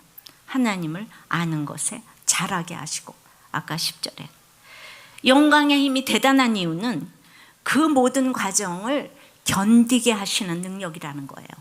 견디게 하신다는 거예요. 나는 참고 견딜 수 없지만 영광의 힘을 쫓아 모든 능력으로 그것을 능하게 하신다는 것입니다. 할렐루야. 그러니까 우리는 중보 기도를 해서 저 사람이 돈 잘 벌고 건강하고 이런 게 아니라 잘 견디게 해주시고 참게 해주시고, 이것이 중보 기도의 최고봉이라는 얘기입니다. 우리는 너무 인간이 연약하고 악하기 때문에 정말 자기 뜻대로 자기 소견에 옳은 대로 행하는 것이 너무 많아서 나를 사랑하면 하나님이 견뎌야 될 일을 주고 참아야 될 일을 주는데, 그거를 영광의 힘의 능력을 가지고 영광의 능력으로 모든 견딘과 오래 참음에 이르게 하신다는 것입니다. 할렐루야, 놀렐루야. 이게 상대방을 위한 최고의 기도라는 것이 중보기도라는 거예요. 성경에는 이렇게 써 있어요, 기도가. 그래서 그냥 100일 기도, 1000일 기도 해가지고 뭐든지 그냥 할 수 있거든요. 무슨 말이냐, 능치 못한 일이 없는 일에 이러면서 안 되는 게 뭐가 있냐, 절대 긍정, 초긍정, 절대 긍정, 초긍정. 아멘, 할렐루야. 그것도 틀린 말은 아니지만요, 우리에게는 견뎌야 될 것이 너무 많고 참아야 될 일이 너무 많은 것이 아주 감사의 제목이 돼야 합니다. 여기서 끝까지 견디는 자는 구원을 얻으리라, 마태복음 24장 13절에 약속하셨으니까 끝까지 견디어 구원에 이르도록 서로가 중보기도 해주고 격려해준 우리 목장과 우리들 교회와 한국교회가 되기를 바랍니다. 세계 교회가 되기를 바랍니다. 그러니까 참지 못할 일은 없습니다. 견디지 못할 일은 없습니다. 적용해 보세요. 영적 진실성의 결과는 인내입니다. 여러분은 영광의 능력으로 인한 이 모든 견딤과 오래 참음이 있습니까? 이것이 정말 좋은 기도 제목이라고 생각하십니까? 바울의 중보기도의 모범은 에베소, 빌립보, 골로새 똑같이 나와 있어요. 굉장한 이 중보기도의 모범입니다. 무엇이라고요? 어떤 일이라도 참고 견디고, 이것이 최고의 믿음의 성숙한 모습이라는 것이에요. 그러니까 이것이 성도의 결국 이것이 성도의 기업입니다. 그리고 이것이 너무나도 감사한 일입니다. 내가 이렇게 기도해 줄 수 있고 내가 또 견디고 참는 거, 이게 너무 감사한 일인 거예요. 나를 하나님이 성도의 기업을 얻게 하려고 이런 일을 주시는구나, 감사해야 되는 거예요. 그래서 기도의 내용 네 번째는 성도의 기업 얻게 하심을 감사하게 하시기를 원하노라. 12절, 우리로 하여금 빛 가운데서 성도의 기업의 부분을 얻게 합당하게 하신 아버지께 감사하게 하시기를 원하노라. 감사의 제목 중에 가장 큰 것은 아버지께서 성도의 기업을 얻기에 합당하게 하신 것입니다. 어떻게 성도가 될 수 있겠습니까? 어떻게 내가 하나님께 부르심을 받아서 구별된 성도로 이렇게 이 땅에 성도로 자리매김을 할 수 있겠습니까? 내가 성도가 되면 하나님께서 다 책임져 주실 것인데, 이 모든 것은 성도가 돼야만 감사한 건데, 이 성도로 이제 성도의 기업의 부분을 얻기에 합당하게 하신 분이 아버지라는 거예요. 그러니까 아버지께 감사해야 된다는 거예요. 참는 것도 견디는 것도 아버지 때문에, 내가 성도기 때문에. 그래서 내가 성도가 될 수 있다는 거, 이것이 얼마나 감사한지, 그거 이상도 이하도 아니라는 거예요. 제가 큐티하며 여러 차례 골로새서를 이제 이렇게 묵상할 때 또다시 돌아오고 또다시 돌아와도 저희 아이들이 눈에 보이는 것도 없고 잡히는 것도 없고, 시험마다 떨어지고 취직도 안 되고, 또 이제 결혼도 안 됐지만은 예수를 믿는 믿음만은 분명했어요. 그러면 됐지 않아요? 그래서 모든 일에 그렇게 안 되는 게 많으니까 이렇게 이제 말씀을 붙잡았어요. 그런데 제가 이제 오랫동안 이렇게 큐티를 하면서 너무 이제 안 되는 게 많으니까 여러분들이 시험 들을 것 같은 생각이 들어서, 정말 저는 떨어져 본 일이 없는데 우리 아들은 떨어지고 떨어지고 또 떨어지고 하니까, 맨 처음엔 인류 초등학교를 나와서 인류 중고등학교를 다니니까 당연히 학교 때문에 강남까지 이사를 왔는데 당연히 내 후배가 되지 않을까, 이런 야무진 꿈을 꾸다가 중학교 1학년 첫 번 시험에서 너무 시험을 잘 봐가지고 제가 지금도 기억하는 3등. 근데 곧 아버지가 돌아가시고 그 다음서부터 공부를 안 하고, 아니 우리 아들한테는 큰 그 질병인 잔병이라는 게 있어요. 특별히 탈선하는 것도 아닌데 하여튼 잠을 태어나면서부터 지금까지 자는 것 같아요. 잠을 자고 또 잡니다. 그래서 고3이 되니까 아유, 우리 집 옆에 있는 대학교를 좀 갔으면 좋겠다. 우리 집 옆에 큰 대학교. 또 재수하면서 자꾸 낮아지고 또 낮아지고 인서울이 됐다. 이제 그 다음에는 서울약대, 약간 먼 대학, 서울약대 뭐 이렇게 됐다. 자꾸 낮아지고 낼 때마다 떨어지고 수많은 비참한 경험을 우리 아들과 저와 같이 했어요. 떨어져 본 적이 없는 사람은 아니 상상도 못하던 대학도 이제 이르니까 그게 얼마나 제가 엄청나게 교만하기 때문에 아들과 같이 제 경험을 이렇게 제가 이제 하게 하셨다고 생각을 합니다. 그러니까 우리 아들은 낮아지고 또 조롱받고 이런 경험을 너무나 많이 했어요. 오랫동안. 그래서 정말 몸도 연약하고 모든 것이 이렇게 연약한데 그러기 때문에 너무 부족해서 우리가 양가가 다 장로님 가정이 그렇지만은 그냥 너무나 자기는 부족하니까 날마다 기도 부탁하는 사람 오직 우리 아들이에요. 부족하니까 기도 부탁하는 어머, 기도해 주세요. 그래서 이제 말씀을 붙잡고 기도를 붙잡고 그러니까 그렇게 이제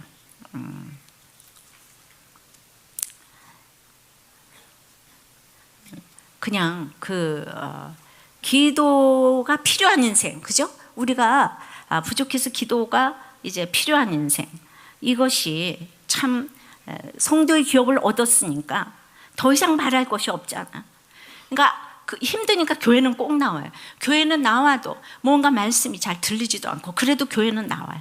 그래서 내 아들이 어떻게 저렇게 말을 못하나, 나는 이렇게 하는데, 그리고 어떻게 정말 그렇게 난 전 세계에 큐티를 전하고 있는데 큐티도 제대로 안 되는 것 같고 하긴 하는데 이제 하여튼 인생이 세상의 기업은 얻지 못한다고 해도 근데 성도의 기업은 얻게 하신 아버지께 참 감사한다고 늘 기도 드렸어요. 그게 한두 해가 아니고 계속 이렇게 기도를 드립니다. 눈에 보이는 것, 잡히는 것 하나 없어도 예수 믿고 말씀을 붙잡고 걸어간다는 사실 하나만으로 감사하며 산다는 것이 생각처럼 쉬운 일은 아닙니다. 제가 이런 간증을 전해도 듣는 순간엔 아, 그럴 수 있겠구나 하시면서도 그래도 우리 아이는 떨어지면 안 되는데 그러십니다. 그래서 모두가 대학에 붙어서 하나님께 영광 돌려야 한다고 말합니다. 우리의 모습이 다 그렇습니다.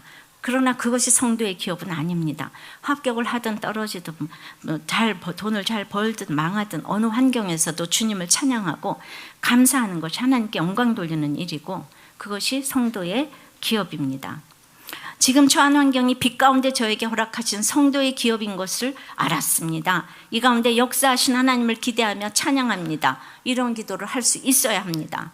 시편 16편은 내게 줄로 재어진 구역은 아름다운 곳에 있으며 나의 기업이 실로 아름답도다.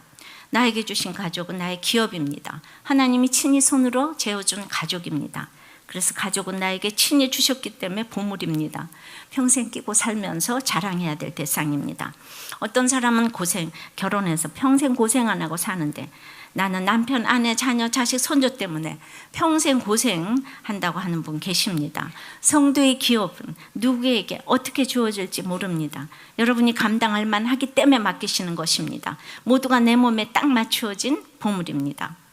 이 세상의 기업은 석양이 깃들면 어둠이 임하듯 불안하기만 합니다. 성도인 우리들에게 맡겨주신 기업은 빛 가운데 있기 때문에 어떤 일을 견뎌야 할 때도 오래 견뎌야 할 때도 기쁘게 빛이 나는 인생이 될 줄 믿습니다.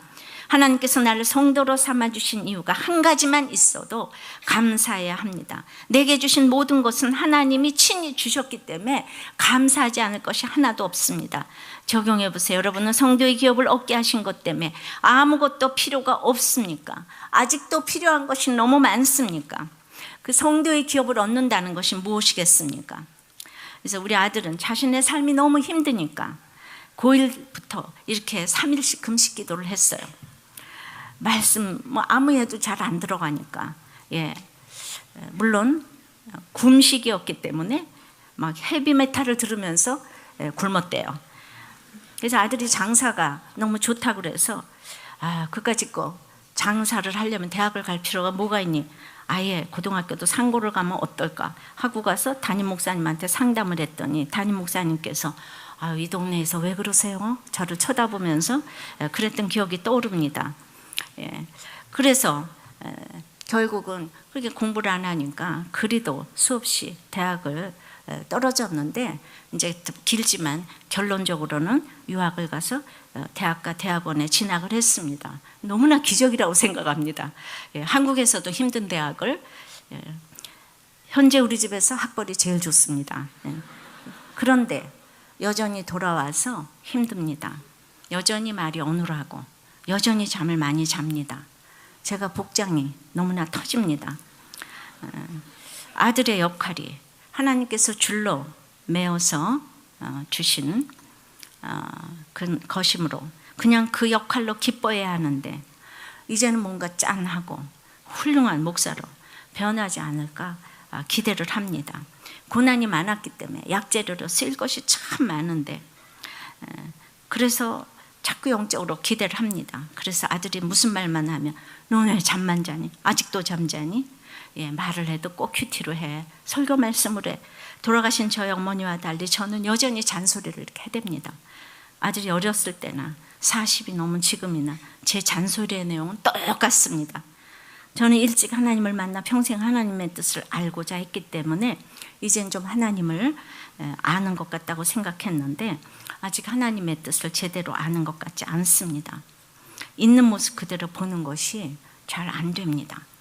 제가 날마다 강단에서 이렇게 구하는 아들의 역할은 이 세상 그 누구도 할 수 없는 역할인데, 제가 그 역할을 폄하하면서 비교하는 악이 제게 있습니다. 하버드를 나온들 이 역할을 할 수가 있겠습니까? 누가 이렇게 계속해서 30년을 넘게 강단에서 떠들어대는데 그거를 지금 앉아서 이렇게 듣고 있겠습니까? 날마다 제 얘기를 이렇게 앉아서 좀 들어요. 기가 막히지 않습니까? 이 나이가 되어서도 수십 년 말씀을 봤어도 날마다 하나님의 뜻을 묵상하지 않으면 죄악된 본성의 가치관으로 생각하는 연약함이 저한테 그렇게 있는 거예요. 하지만 그 아들의 역할 때문에 저뿐만 아니라 세계의 수많은 성도님들까지 수없이 하나님을 경험하면서 위로받고 깊이 하나님을 알아가게 되었어요. 그래서 하나님 자체로 기뻐하는 것을 조금씩 알게 되었는데, 아들이 그 역할을 해주었기에 그것이 나의 공로, 나의 오름이 될 수 없다는 걸 압니다. 그런데 제가 어떻게 감히 아들 때문에 이러고 저러고 그냥 있는 모습 그대로 봐줘야 되겠는데 뭘 더 잘하라고 그러는지 모르는 그게 저한테 있는 거예요. 아들의 역할 때문에 지나온 시간 많은 고난의 경험에서 비롯한 삶의 지혜가 생겼다고 할 수 있습니다. 그러나 누구라도 어떤 것이라도 나의 오름이 하나님 앞에 틀릴 수 있다는 겸손함이 저는 또 있어야 함을 압니다. 저는 이 모든 과정을 지금까지 숨겼다가 이 자리에서 처음 발표하는 것이 아니라 제가 인도했던 큐티 모임에서 30년 동안 날마다 나눴어요. 그러니 듣는 사람들도 다들 그 아들이 어떻게 됐어요? 얼마나 달라졌어요? 이게 다 질문이에요. 그런데 외적으로는 그리 큰 변화가 없는 거예요. 그냥 날마다 솔직하게 제 아들이 금식했어요. 달라진 거 없어요. 또다시 딴청 부려요. 그래서 또 떨어졌어요. 결혼도 안 돼요. 또 이제는 결혼했는데 아이가 없어요. 이 이야기들을 수도 없이 제가 나눕니다. 하나님께서 이렇게 저희 자녀들을 하나님의 뜻을 사모할 수밖에 없는 환경으로 끌고 가시는 것이 기도 응답이라고 생각이 듭니다. 큐티를 하면서 온 것이 헛된 수고를 했다고 보지 않습니다. 제가 아들뿐만 아니라 아이들을 도마 위에 올려놓고 적용하는 것들을 그냥 각자의 역할로 당연하게 받아들이는 것이 우리 가족 큐티의 응답이라고 생각을 합니다. 성공한 역할보다는 이런 역할을 할 수 있는 것이 얼마나 감사한지 모르겠습니다. 저는 정말 천국에는 우리 아들이 저 윗자리에 가 있을 거예요. 딸도 자기도 그렇다고 생각을 해요. 우리 딸도 저보다는 천국 윗자리에 가 있을 거라고 이 얘기를 우리 식구들은 다 합니다. 제가 하도 다 써먹어가지고. 근데 우리 식구들의 특징은 다 자기 자신 때문에 너무 고통스러운 사람들이라는 것입니다. 그런 고통 가운데 있다가 남편은 일찍 천국 가서 쓰이고 아들은 아직 진행형으로 쓰이고 딸은 이제 겨우 헤어나와서 옆에서 쓰임받고 있는 것 같습니다. 그렇게 각자 역할로 쓰임받고 있지만 너무 힘들어하는 식구들을 주셨기에 저에겐 아파하면서 같이 가는 역할을 주신 것 같습니다. 그래서 제가 여러분의 아픔에 진심으로 체유를 할 수 있는 것입니다. 그러니 응답된 것이 없어 보이지만 지금 이렇게 힘들고 아픈 자녀 얘기를 제가 강단에서 마음대로 할 수 있다는 것, 이것이 얼마나 최고의 응답입니까? 이런 가족 얘기를 마음대로 공개적으로 안 되고 부족한 얘기를 하실 수 있습니까? 그렇게 우리는 하나님 자체가 상급이 되고 하나님을 사랑할 때 우리가 어떤 교회 천년부 전도사님이 기도회를 인도했습니다. 전도사님은 성도들을 향해서 나 자신만을 위해서 기도하지 말고 이제 부모님과 교회와 국가를 위해서 기도하라고 말했습니다. 그랬더니 어떤 자매가 그 말을 바로 적용해서 하나님, 부모님을 위해서 기도합니다. 우리 부모님이 좋은 사위를 얻도록 해주세요. 그래서 딸인내가 좋은 도움을 좀 얻을 수 있도록 도와주세요 라고 기도했다고 합니다. 이 기도 내용을 들었을 때 불신자의 기도 내용과 다를 것이 없다고 느껴지지 않습니까? 그런데 많은 분들이 누군가를 위해 기도 부탁을 받으면 대부분 이런 기도를 하십니다. 오늘 본문에서 바울은 에바브라에게 전해 들은 것이 다인 이 생면부지의 골로새 교인을 향한 중보기도를 막 절절히 합니다. 그들을 향한 감사에서 더 나아가 하나님의 뜻을 이루는 교회가 되기를 기도합니다. 바울의 기도는 다른 사람을 위한 중보 기도의 모범으로 여겨집니다. 이 시간엔 너희를 위한 기도를 통해 바울이 하나님께 성도들을 위하여 기도를 드릴 때 그 내용은 무엇이었는지, 성도들의 삶을 지켜보는 바울의 관심은 어디에 집중되어 있는지 같이 살펴보도록 하겠습니다. 그리고 우리 자신과 다른 사람들을 위해 어떻게 기도해야 할지 돌아보는 계기가 되었으면 좋겠습니다.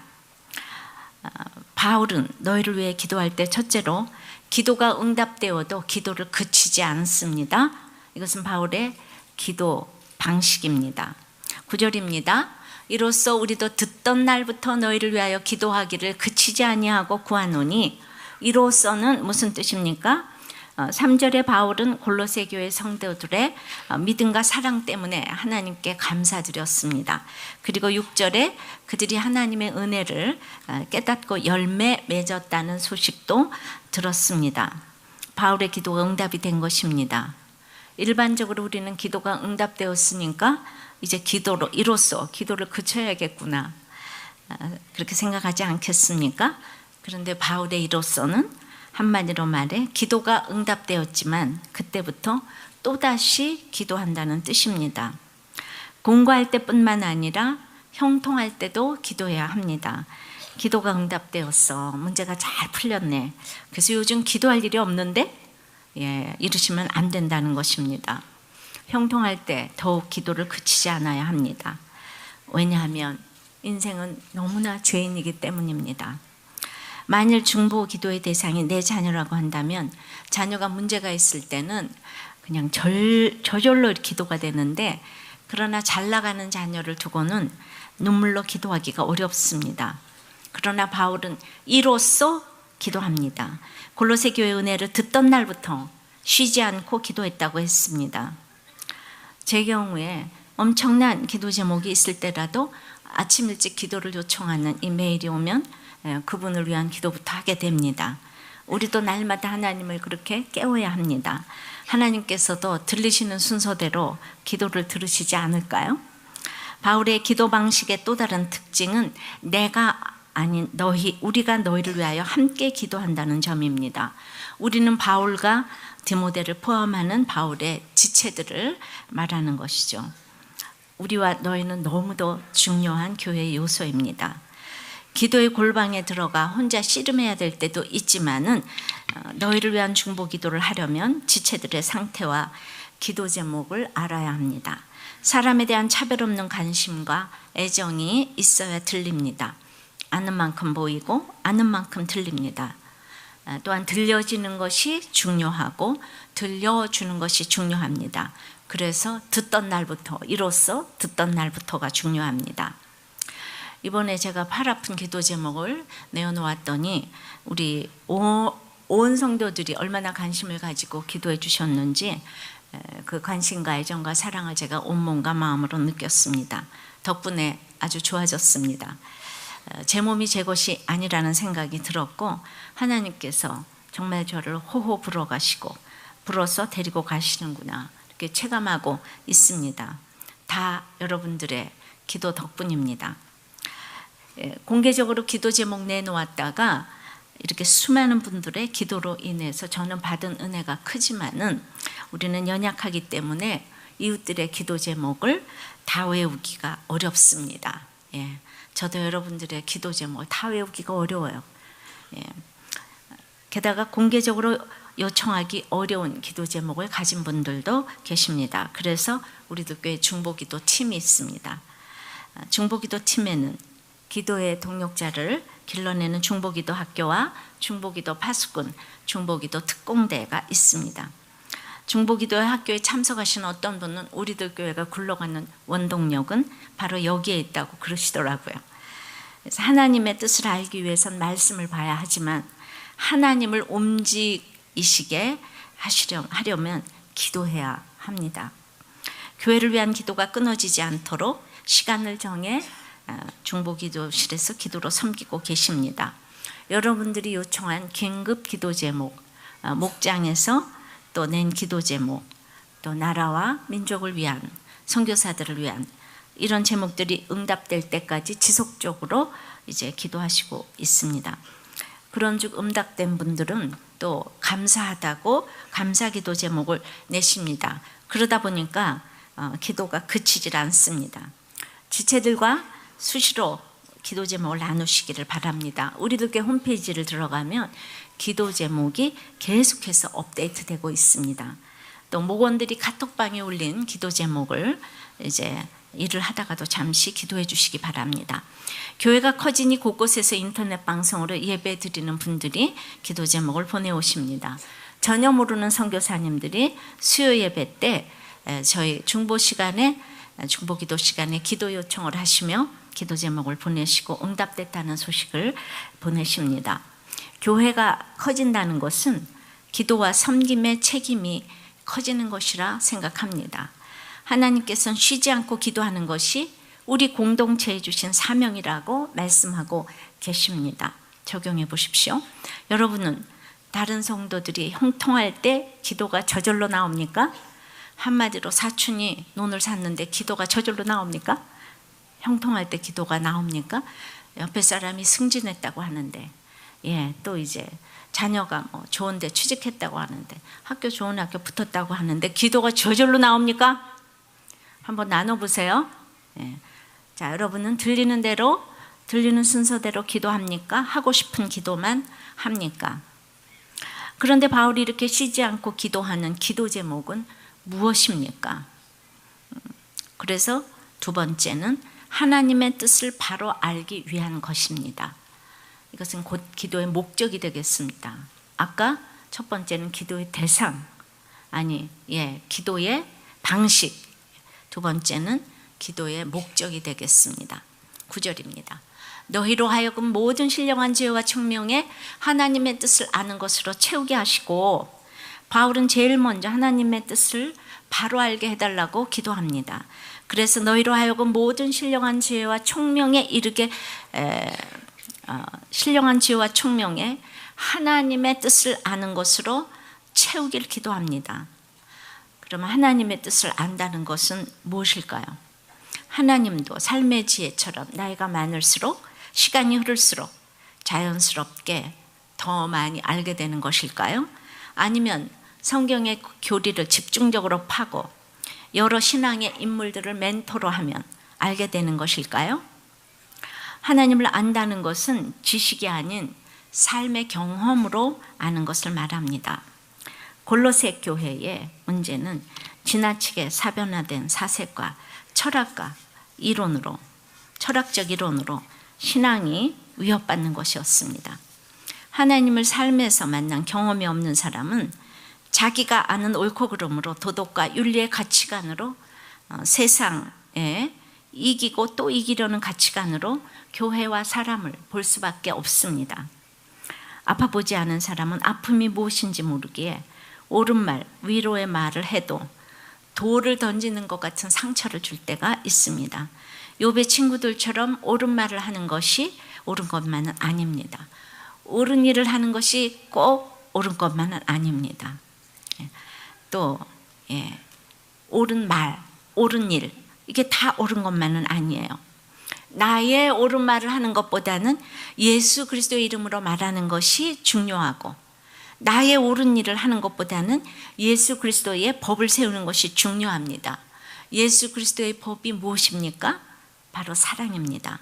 예수님은 우리의 죄를 비판하기 위해 오신 것이 아니라 죄 가운데서 구원하시기 위해서 오셨습니다. 하나님의 뜻을 안다는 것은 예수님이 이 땅에 오신 이유를 아는 것이고, 그것은 곧 하나님의 사랑을 알게 되는 것입니다. 여러분이 옳은 말보다는 살리는 말을 하시고, 그리고 사랑의 말을 하게 되기를 주님의 이름으로 축원합니다. 요즘 이단 중에는 신천지, 하나님의 교회 등이 맹위를 떨칩니다. 성경을 일부만 똑 따서 왜 우리가 이렇게 안 풀리는가? 성경을 몰라서 그렇다 이러면서 성경으로 묘하게 기복을 가르칩니다. 짝짓기 이렇게 해가지고. 그러니까 고난이 해석이 안 되는 사람들은 솔깃해서 넘어가곤 합니다. 우리들 교회도 고난이 해석이 안 되는 분들이 오십니다.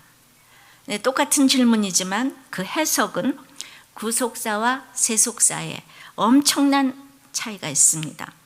구약 성경 여호수아서에 나오는 가나안 땅 여리고 기생 라합은 그 이스라엘의 정탐꾼들을 숨겨주고 여리고를 배반했지만은 믿음의 족보에 올라갔습니다.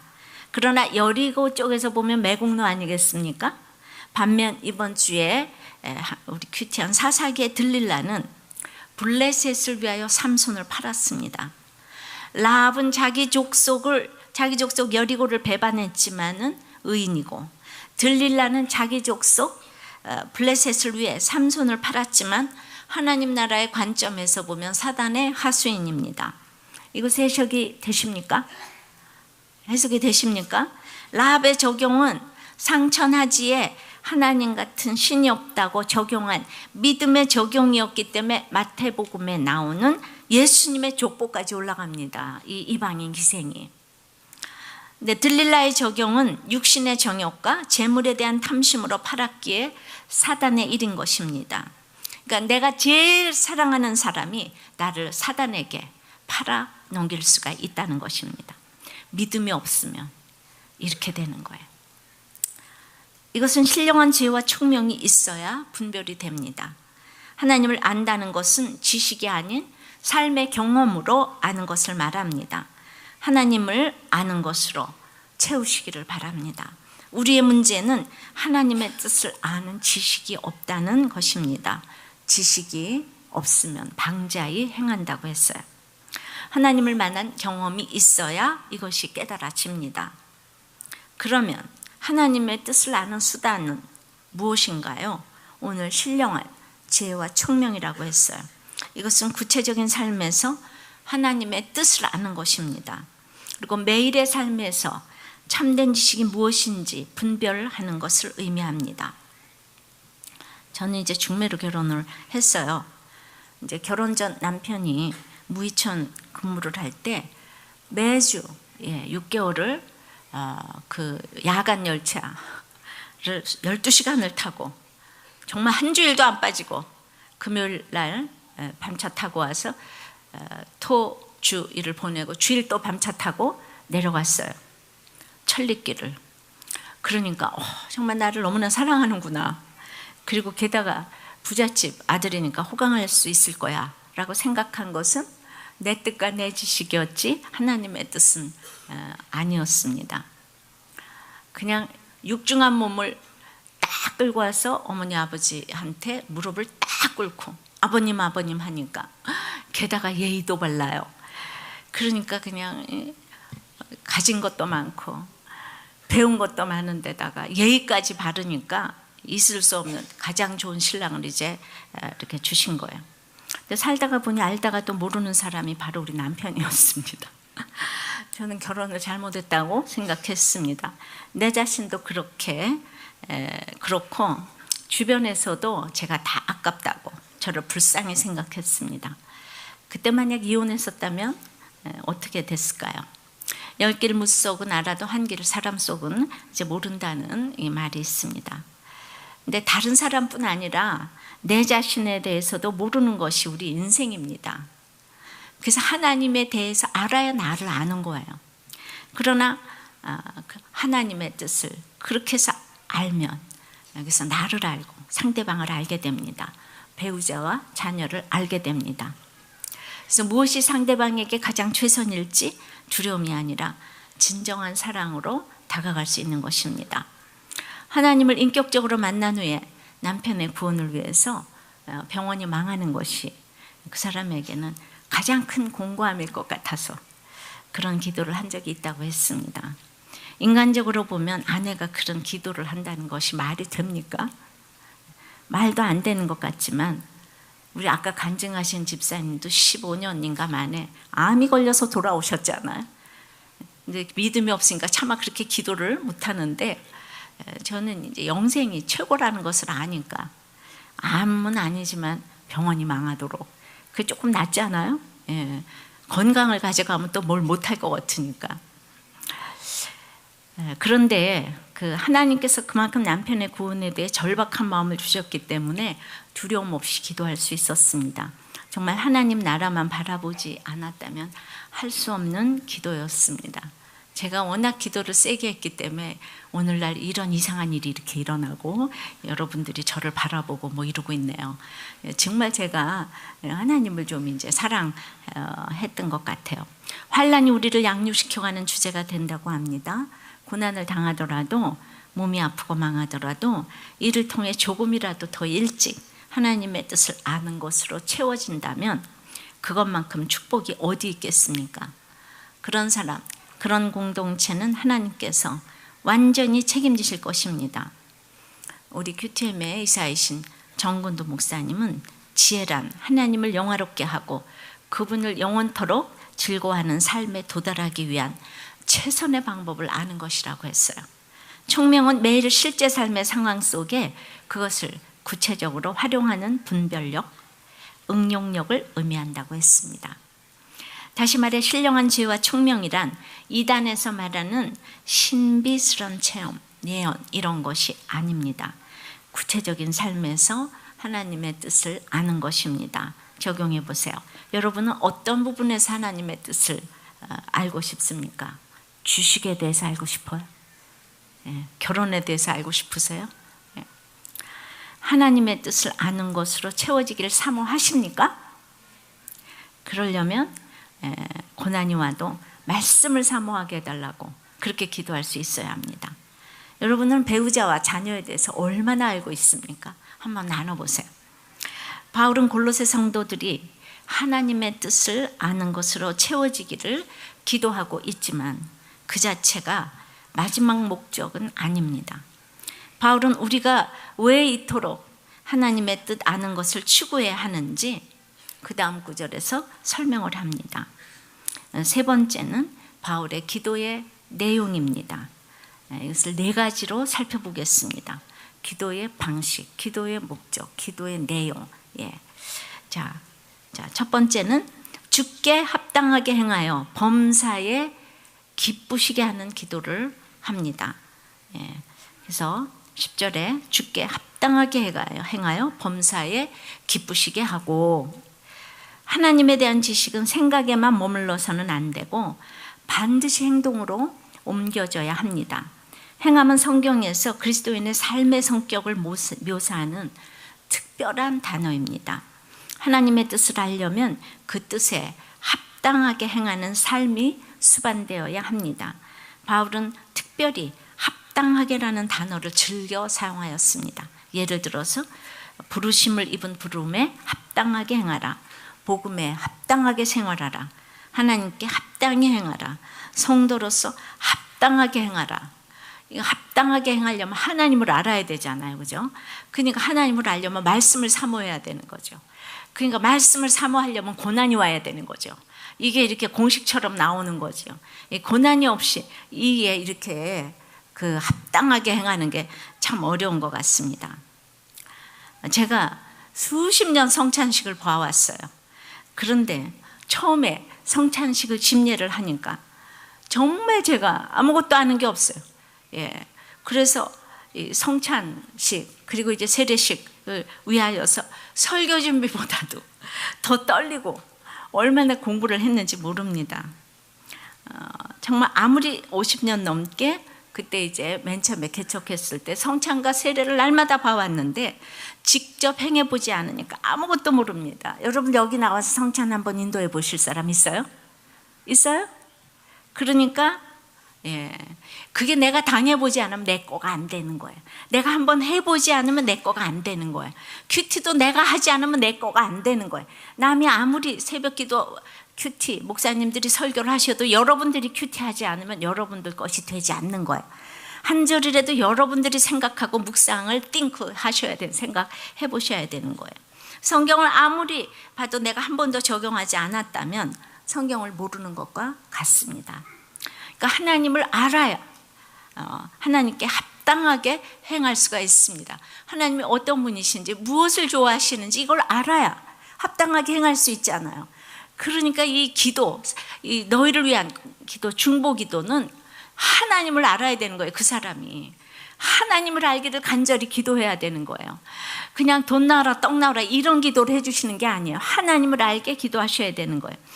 그리고 하나님께 합당하게 행하지 않으면은 하나님께 기쁘시게 할 수가 없습니다. 그러니까 언제나 하나님을 알아야 돼요. 제 아들이 이제 유학생 시절에 생일이 되면 외국에서 축하 전화를 하고 이제 꽃바구니를 보내는 거예요. 자기가 사장이에요. 그런데 그냥 별로 할 말도 없는데 엄마 안녕? 엄마 안녕 이러고 끊어요. 그냥 또 그러고 뭐 괜찮으세요? 뭐 이런 참 그러니까 근데 저는 이제 걔가 전화를 하고 뭐 꽃바구니 보낸 것까지 좋아요. 근데 왜 그게 내 돈 가지고 하니까 내가 기분이 나쁘다 이거지요. 학생의 시절에. 그러니까 아니 그 요새는 카톡이 돈이 안 들잖아요. 근데 이 90년대에는 그 장거리 전화, 국제 전화가 비싸잖아요. 그러니까 이제 그 국제 전화를 하고 제 돈 가지고 하면 제가 막 끌어오르는 거 있죠. 그래서 아들에게 제가 그럽니다. 엄마는 너에게 제일 받고 싶은 선물이 신앙 고백이 담긴 카드다. 이것이 네 주제를 알고 그것이 나를 가장 기쁘게 하는 방법이다. 제가 이렇게 가르쳐줘요. 여러분들도 하나님이 가르쳐주는데 행하지 않죠? 그래가지고 내가 자기가 돈 벌어서 비싼 선물 주면 왜 마다하겠습니까? 이게 너무 중요한 거 아니에요? 그런데도 그냥 전혀 듣지 않는 거예요. 또 되면 보내는 거예요. 아들은 이렇게 얘기합니다. 엄마가 남편이 없으니까 자기가 아빠 대신 선물을 줘야 한다고. 엄마가 얼마나 또 아무도 날 찾는 이 없어 이러면서 외로워하고 있겠냐고. 그건 지 생각이지. 그죠? 그러면 저는 아들에게 야 빨리 안 끊어! 이제 그렇게 소리를 질렀습니다.